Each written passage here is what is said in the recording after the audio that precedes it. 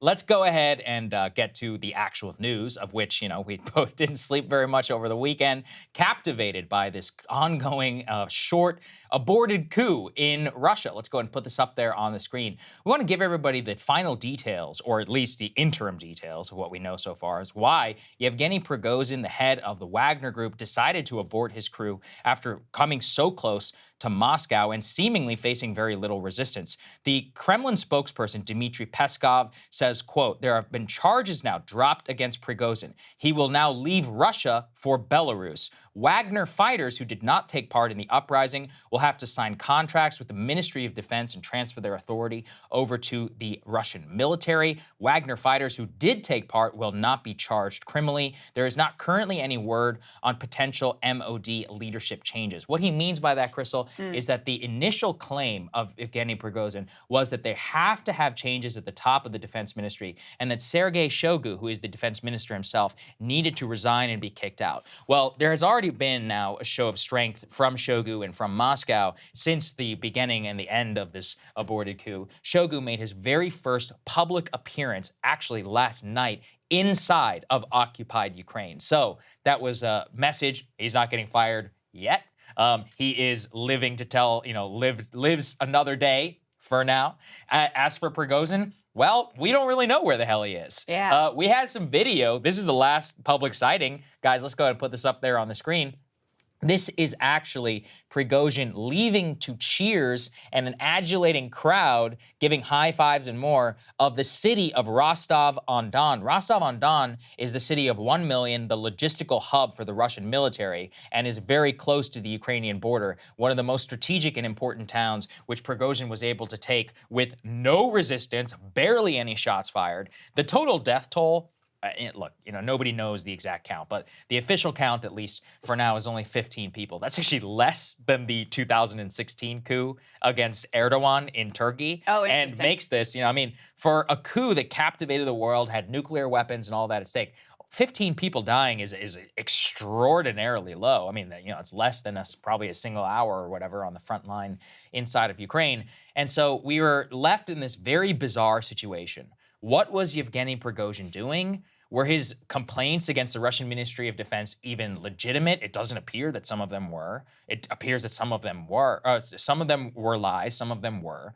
Why did he call it off so close in 24 hours? It seems, in the update that you gave, that the Belarusian president, Lukashenko, appears to be the guy who was able to broker this deal. What does this mean for Putin and his strength? Right. So we're left with just tons of questions Yeah. after an extremely bizarre event. We are starting to get more of a picture, too, of what precipitated this, stunning turn of events. Part of what happened just before this is the Ministry of Defense was already putting pressure on the Wagner Group to try to rein them in, forcing new recruits to sign contracts with the Ministry of Defense directly. So that was going to deny the Wagner Group new recruits.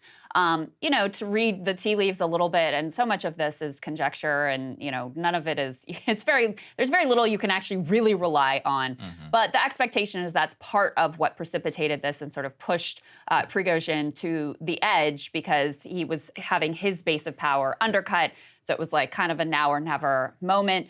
Also very hard to say what led to him then coming so close to Moscow and then backing down. There are some rumors that his family was being threatened. That was part of what pressure was being put to bear on him to come to some sort of a deal. And then the other piece of this is, Shoigu, still in place as of today. It would have been just far too humiliating, I think, for Putin to just bend to the whims and desires of this rogue head of a mercenary army. The big question everyone has is, if you're Prigozhin, how can you trust the assurances that your life is going to be fine, that your family's life is going to be fine, that you're not going to be arrested, that you're going to be able to live out the rest of your days? All of that, I'm sure he probably has a lot of question marks in his mind about that as well. Shoigu, you should start planting a garden, and you should start only eating out of that, and you should avoid windows. You should only stay in first-story buildings. And if I were you, I would get my ass on a plane and go to Switzerland or literally anywhere else on Earth outside of the Russian orbit, on top of everybody who you have ever known and worked for, including like your dog walker or whatever, because they will kill them as evidence. Now, the issue I think that they have right now is that in terms of Putin, there is just no getting around how humiliating this is. Let's put this up there on the screen. These are images which, you just simply can't get away from inside of Russia. On the right, for those who are watching, we have literally like aircraft that were set on fire. And, the chairman of the Committee of the Russian Defense says, oh, well, they didn't offend anyone and they didn't break anything. It's complete lies. And everyone inside of Russia knows it's a lie because at this point, even inside Russia, the social media is circulating in terms of the roads that were dug up, Krystal. When you have to dig up your own road to protect the capital, you have to bomb your own infrastructure. You are not strong. That is the ultimate sign of weakness. And it also highlights Putin's greatest fear. Let's put this up there. This has long been reported around Vladimir Putin. He literally has sat by himself now for years, apparently, and just watches on repeat the images of Muammar Gaddafi being sodomized and killed in public in Benghazi after the Libyan civil war. He says, quote, Putin is in fear of being killed like Gaddafi in a new Russian revolution as protests raise. Literally, the man's greatest fear is domestic instability and his personal losing power. This gets to some of the comments that he's made in the past, Krystal, where he has said things like one of the greatest tragedies in the history of Russia was the dissolution of the Soviet Union. It was very sad. Many of us gave our lives for this. This was a humiliation event for Russia that was fully then on display in the initial speech that everyone should recall, the speech that justified, the historical speech, justifying the invasion of Ukraine, saying Ukraine is a fake nation, all the Baltics are a fake nation. This was a Bolshevik, stab in the back from the Treaty of Brest-Litovsk and all of this. Him putting himself in the context of history, his greatest fear is being Tsar Nicholas II. And, for a variety of reasons, he seems to have recreated the exact same conditions. Tsar Nicholas famously initially almost lost grip on power during the Russo-Japanese War, and then it ultimately was, taken out in the revolution of 1917. So he, by trying to avoid the fate of some of his predecessors, has apparently recreated very, very similar conditions. And of course, Tsar Nicholas didn't have nukes. Putin does. And so that's what makes the situation even more insane and complex. And I don't think this is the end of instability in Russia. This very much could be the beginning. Unlikely that it's the end of instability. I mean, strongmen depend on an aura of invincibility for their power. And even though this putsch has been put down before they even got to Moscow, and even as we have to say, we don't really have any idea how the Russian public feels about any of this overall. Like, if you were to do an accurate poll, do they view Prigozhin as a traitor? How do they feel about him? How do they feel about all of this?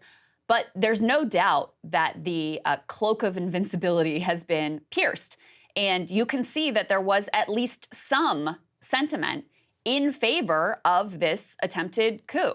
Put this next piece up on the screen. This is the Telegram reactions from the first message on top. You can see that's the Wagner leader Prigozhin announcing his mutiny. Got 32,000 heart emojis, almost 14,000 thumbs up, 13,000 with the little smiley face with the hearts around it, 9,000 of the applauding, 4,300 of the fire emoji. You have to get down to 2,400 only gave the clown emoji, 844 gave the cursing angry emoji. The second piece is when he announced all right, just kidding, going back to the bases, withdrawing from the outskirts of Moscow. That's on the bottom.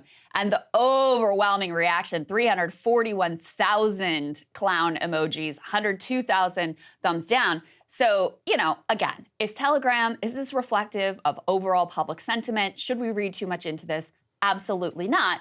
But it's clear there was much more positive sentiment on Telegram in favor of the attempted coup than there was for the withdrawal. We did see some videos, one of which we showed you a little bit earlier, of him receiving sort of adoring support from some amount of locals. And to me, Saagar, the very fact that he was able to say the unspeakable thing, which is that the war is built on lies, that Ukraine was not an imminent threat to us whatsoever, that these generals are out, they're lying and they're out for their own glory. They're not here for the good of the Russian people. That he was able to say that and survive and sort of get away with it. I mean, that is, you can't, that's a bridge you can't, or that you can't put that toothpaste back in the tube. That's what I'm trying to say. Now, I want to be clear.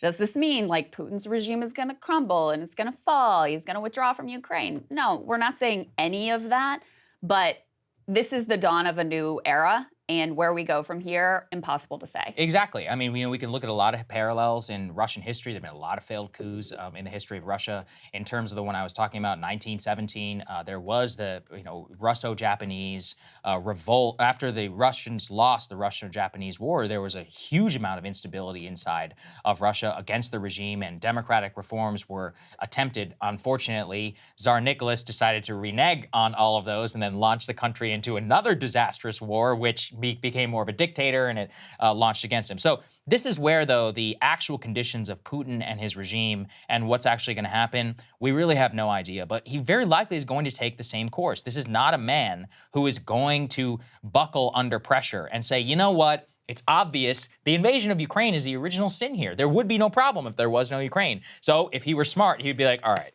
let's call it. Let's call a peace conference. Let's try. Let's do something. Let's get our asses out of here and let me focus on actually consolidating. Yeah, which, any reasonable person looking at this would do. But he's got too much in the game now because that would be humiliating for him. And now he's a pariah. So what's he going to do? He could double down.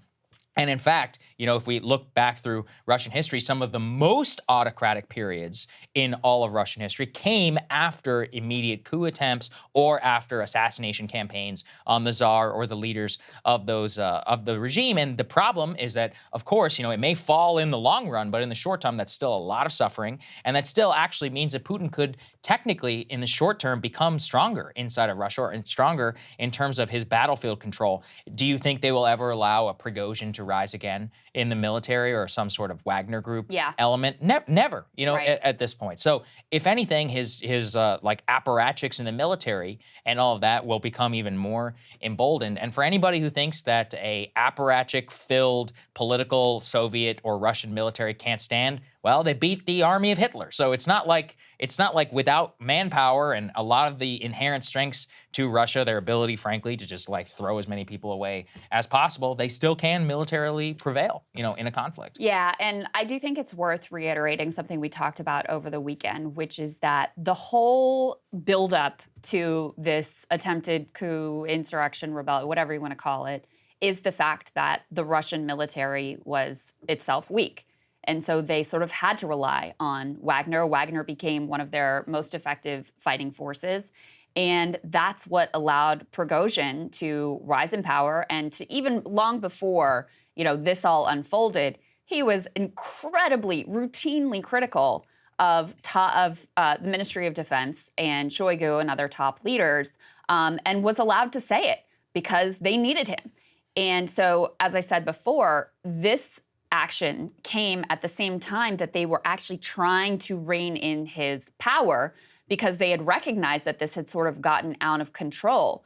But it all starts with the, strongman leader, any really world leader, giving up the monopoly on violence. That creates a very dangerous and chaotic situation. And because they needed him so much, because they had this weakness to begin with, that's how he's able to rise to this position where he was, marching basically unimpeded towards Moscow before getting cold feet and taking this deal that was crafted by Belarus and Lukashenko. Yeah. Hey guys, if you like that video, go to breakingpoints.com, become a premium subscriber, and help us build the best independent media organization on the planet. That's right. We're subscriber funded. We're building something new. We want to replace these failing mainstream media organizations. So again, to subscribe, it's breakingpoints.com.